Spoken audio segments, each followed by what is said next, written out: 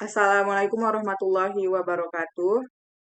Perkenalkan, nama saya Nasya Amirah Meliani dari kelas 6C dengan nomor induk mahasiswa 12150323859. Adapun tujuan pembuatan video ini adalah untuk memenuhi ujian tengah semester audit sistem informasi dengan dosen pengampu Ibu Megawati Eskom MT. Baiklah, pada video kali ini kita akan membahas perancangan model tata kelola aset TI menggunakan kerangka kerja COVID 2019 domain BAI 09 pada Polsek Rengat Barat, Kabupaten Indragiri Hulu. Jadi studi kasus yang kita angkat pada pembahasan kali ini yaitu Polsek Rengat Barat, di mana karena adanya kebutuhan mendesak untuk meningkatkan layanan keamanan bagi masyarakat setempat. Dengan sumber daya yang terbatas, Polsek menghadapi tantangan untuk menyediakan layanan yang efektif dan efisien. Kemudian kita masuki dengan pengertian framework COVID.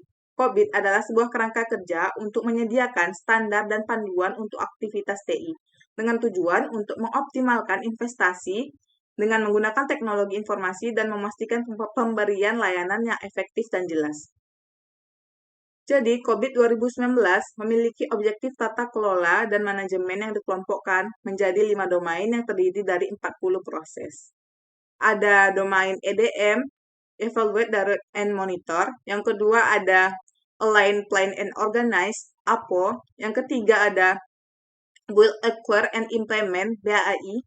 Yang keempat ada Deliver, Supply, and Support, DSS. Dan yang terakhir Monitoring, Evaluate, dan Access, MEA. Berikut ini adalah gambar dari framework 2019 yang terdiri dari APO, BAI, DSS, EDM, dan MEA. Baiklah, di sini ada 11 jenis BAI COVID 2019, di mana kita akan membahas lebih lanjut pada BAI 09 Manage Assets. Jadi, Manage Asset dalam COVID 2019 berfokus pada pengelolaan seluruh siklus hidup aset TI untuk memaksimalkan nilai, mengontrol biaya, dan mengurangi resiko yang terkait dengan aset TI. Tujuannya mulai dari perencanaan aset, akuisisi aset, hingga pemeliharaan, penggantian, dan pembuangan aset. Baiklah, kita akan membahas subdomain Manage Assets yang akan diterapkan pada Polsek Rengat Barat. Yang pertama ada BAI 09.01 mengidentifikasi dan mencatat aset terkini. Apa saja langkah yang harus dilakukan? Yang pertama, membuat daftar aset. Yang kedua, daftar aset yang telah dirangkum tadi harus diketahui apa saja yang harus diperbaharui. Yang ketiga ada membuat sistem pelacakan untuk memantau aset terkini. Subdomain berikutnya, BAI 09.02 mengelola aset kritis. Langkah yang harus dilakukan, yang pertama, identifikasi aset kritis. Yang kedua, lakukan pemeliharaan aset kritis. Dan yang terakhir, membackup aset kritis. Yang ketiga ada BAI.03. BAI 09.03 mengelola siklus hidup aset. Langkah yang pertama, prosedur untuk mengelola aset dari akuisisi hingga penghapusan. Yang kedua, membuat sistem pelacakan aset.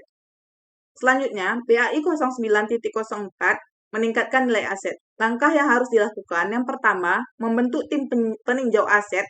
Dan yang kedua adalah merencanakan pengoptimalan penggunaan aset dan mengurangi biaya operasional.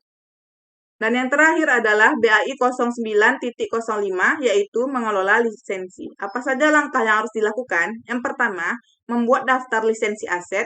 Yang kedua, membuat sistem lacak lisensi. Dan yang ketiga, rencana mengoptimalkan penggunaan lisensi.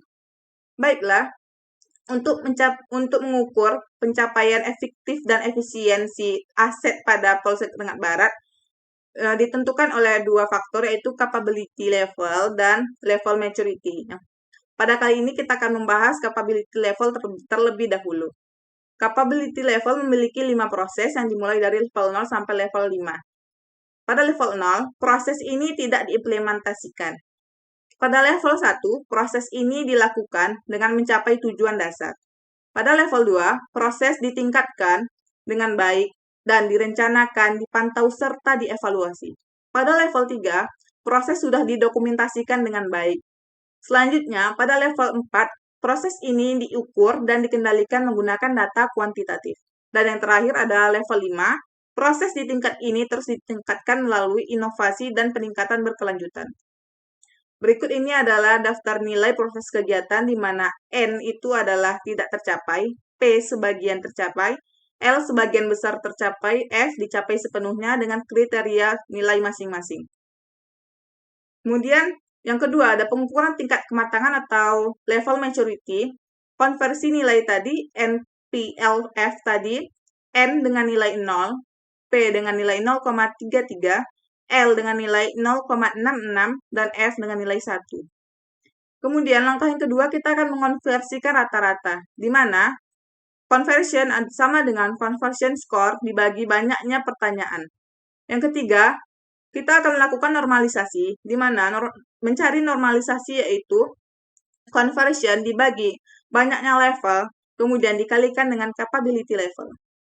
Dan yang terakhir, perhitungan maturity, di mana perhitungan maturity ini rumusnya N jumlah normalisasi dikalikan 2.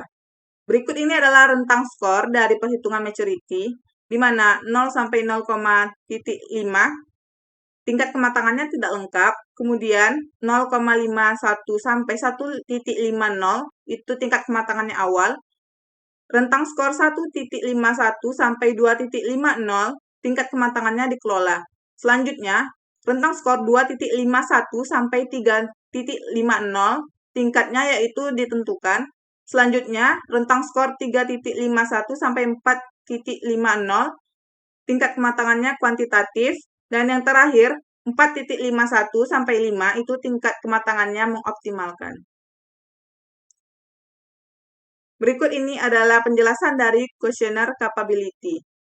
Selanjutnya, ini merupakan penjelasan dari kuesioner maturity yang telah disampaikan di penjelasan sebelumnya. Berikut ini adalah lampiran aset Polsek Lengat Barat. Ini ada handy telki, kemudian ada laptop, ada printer, ada mouse, ada keyboard, kemudian ada CCTV, ada monitor, kemudian ada senjata api, ada motor, ada mobil, dan yang terakhir ini adalah dokumentasi saya pada studi kasus Polsek Lengat Barat. Dalam kesimpulannya, dalam rangka meningkatkan efisiensi dan efektivitas pengelolaan aset, Polsek Lengat Barat perlu memahami pentingnya praktik manajemen aset yang baik. Dengan penerapan framework COVID 2019, Polsek Lengat Barat dapat memastikan bahwa aset-asetnya dikelola dengan baik, dioptimalkan, dan diamankan demi mencapai tujuan yang strategis. Baiklah, sekianlah penjelasan saya mengenai framework COVID 2019 dengan domain BAI 09 pada Polsek Lengat Barat. Baiklah, demikianlah yang dapat saya sampaikan. Lebih dan kurang saya mohon maaf. Wabillahi taufiq wal hidayah. Wassalamualaikum warahmatullahi wabarakatuh.